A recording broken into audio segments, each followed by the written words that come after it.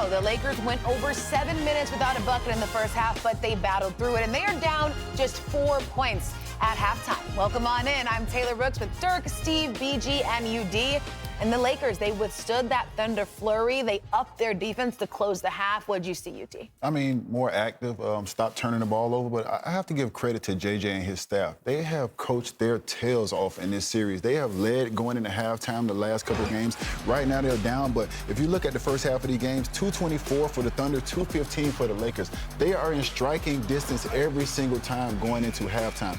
Now, what happens after halftime is a different conversation. But that staff has put this team in position to be competitive every single first half and going into the second half. Yeah, I thought OKC started off the second quarter on fire. Their bench came in, as we always say. McCain came in, made some shots. Caruso hit a couple threes and really blew this game open. But like UD said, the Lakers did a good job kind of weathering that storm. I thought Reaves was good there. Got to the free throw line a couple times, stopped the run, made some plays. So if you're the Lakers, you're actually not in a terrible spot here. Yeah, I mean, we're saying that the Lakers didn't make their first bucket of the second until there was just over 5 minutes left in the quarter, but they are very much so in this. It's time for a Data Deep Dive presented by AT&T. Now, the Thunder have been dominating third quarters in this series. The defending champs have outscored Los Angeles by 31 points in the third, shooting 55% while holding the Lakers to just 37% from the field. Now, the reality is the Lakers have led at half in back-to-back games before tonight. They're down 4 tonight, but we have seen this movie. How do the Lakers give it maybe a different ending in this one? We're in Hollywood, Steve. Well, it was imperative that they passed that first test of withstanding this run. They're only down 4 at the half. You know, that was huge because I think the psychological situation here is when you're about to get closed out. If they go in down 12, 14, 16, you know, you start to think, man, we played so well. We played physical. We played hard. We're still down 15, 16. Nothing's working. You start to let go of the rope like D. Wade was talking about at the end of the first half. So they passed that test. They've given themselves a chance to hang in the game here, keep being extremely physical, making it ugly. The defense is holding up, and right now they just got to make some threes. Yeah, I think one thing that's impressive about Oklahoma City in the third quarter is they just kind of come at you in waves, but it's not just one thing. I think it really starts defensively. They tighten up a little bit. They get their hands in passing lanes and get their hands on loose balls and get in transition, get some easy buckets, and then the hoop starts to feel a little bit bigger. So for for the Lakers, it is very important to just keep playing hard, keep shooting open shots. They haven't shot well from three, but you have to take those shots. Those are a lot of times if you turn down a good shot, you're not getting a better shot against Oklahoma City. So the Lakers have to be ready coming out of the half. LeBron has only been swept 3 times in his career, never in the second round. He has 10 points and 6 rebounds at halftime. But this game also featured a special guest, somebody that Western Conference fans of the NBA know. 3-point is the longest streak ever. So once again, Rob, Rui has shown in the playoffs that he can shine and go to another level. There's more half-court sets, kind of slows down, defense is tightened, but his shooting remains the same. And you see guys, you know, across the league that do have that extra gear. You know all about it. Yeah. What have you seen from Rui? I've seen that he's been efficient in the sense that he's been shooting his shot the same. When you watch him, that's the first thing I look at. I look at the form, the base, the release. Everything he does is the same. Watch this, boom. It's almost like it's on replay, a repeat. And for me, that's what it's all about. He doesn't try to come out because he's hot, take bad shots. Every shot he takes is a great shot. And that's what you want out of guys in the playoffs, to take great shots. There's so many guys that's so good at making a lot of moves. But Rui, and to be honest, he is basic as basic can be, but sometimes basic is okay because he's efficient with it. He's great with it. He knows how to use that big body. He knows how to use that pump fake, relocate. And that's what it's all about. You don't have to be a razzle-dazzle. You know, sometimes just be point blank. Like my high school coach said, James, I don't need no rock and roll player. Give me a plain vanilla basketball player who can get the job done. And he's been getting the job done. Yeah, you see Rui right there, 12 straight games with 50% three-point shooting in the playoffs. And that's just not a Laker record. That is longest in NBA history. So someone the Lakers are going to call on tonight, guys, to step up against the Thunder.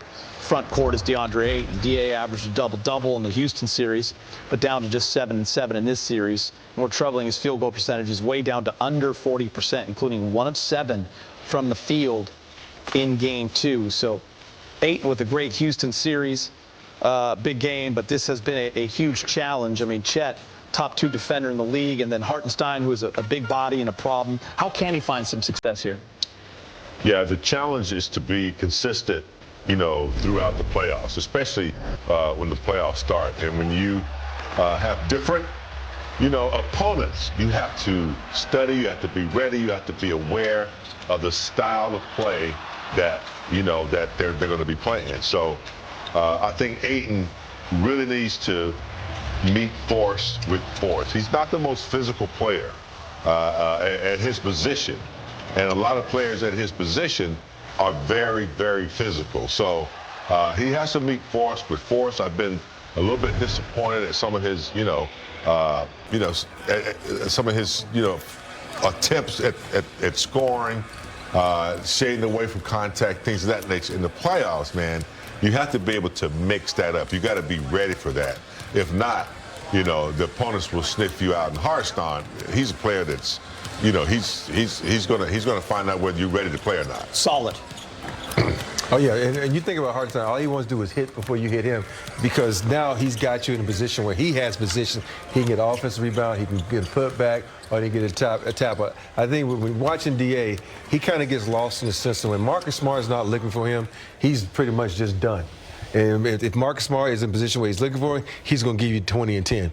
And that's going to be one of the things that he's going to have to learn if you want to be successful in this league, that you can't depend on your teammates sometimes. You got to go get yours. You got to be demonstrative sometimes and call for the ball. Why can you run up, a post-up for LeBron? You can run a post-up for Marcus Smart. You run a post-up for AR. You the center, tell them to get out of your house. And you call for the post-up. If you need to get yourself going, call for the ball. And for me, that's what all great centers do. When they want to get themselves going, they get the ball and then they go from there. And if you don't, go down and block a shot or knock someone in the butt to make yourself feel better about yourself. All right, guys, Game 4 tips off at 7:30. And as we take a look at A.J. Mitchell getting warmed up, he's been a big part of the Thunder's success. Continue to work for everything. As great as LeBron is as a leader and a ball handler, without Luka, without that third ball handler, man, Oklahoma will put all kind of pressure on Austin, knowing that he's the only one. No one else is handling that basketball except for he and LeBron. And LeBron is a different kind of ball handler. I mean, he's still a great passer, but as far as navigating through the defense, like Austin does, Austin does that very well. Austin also gets to the line a lot. So if you don't think Oklahoma's aware of that and they send the whole gang at him, especially when he has to guard, their players, it's just size and physicality. And I think they wear him down a little bit too. It makes him tough. But once he gets going, as he did, in Game 2, I believe, he had some rhythm. He had some shots. He got to the line, and we got to see a little bit of Austin. But he's up against Oklahoma's they're tough, man. And they do this to a lot of players, not just Austin Reaves. And it's weird. When I watch Austin Reaves play, he's so frustrated on the offense end. He's frustrated on the defense end. He's frustrated with officials. He's frustrated with his teammate. And when you get frustrated, it's not the people you frustrate, it's yourself. And I think when you watch him, he just needs to just go in simple mode. Austin Reaves is one of those guys who can razzle dazzle and get the and one. That works on normal teams. Yeah. And this team ain't normal. And sometimes you got to, dial it back and become basic. Look what Rui's doing. He's being basic as heck. Yeah. One dribble pull up. Austin's trying to do that razzle dazzle. You wearing yourself out by doing that. Come off the screen, pull up with a short jumper. You ain't got to get to the hole all the time. You ain't got to get fouled all the time. When you start doing that, then you go to the hole, because now they're going to do the pull-up jumper. Because now they know what Austin, he rarely does a pull-up jumper now. Think about it. He just goes straight to the rack, trying to get the air one and doing that. Just hit the pull-up jumper, get them off pace defensively, and then go back to your normal game. Rob, there has been a lot of complaining about the officials, and you see it in every sport when it's in the playoffs, right? You look at the NFL, you look at the NBA, it's officiated differently. Sometimes they let it go, sometimes they don't. It was a poorly officiated game in Game 2. Everyone knows that. But what do you want to see from the Lakers in that regard, in terms of just playing through it, or because when you're down, you can get frustrated and caught up in it, you can complain, and that takes away from what you want to do. And when you're coming into this has been 2 years now. You know who OKC is. You know they get the calls. So why are you going to moan and groan about it? Just play. I don't want to see a player with their hands, their palms up, like, what's going on? If you get fouled, so be it. Why are you yelling at the ref? They're not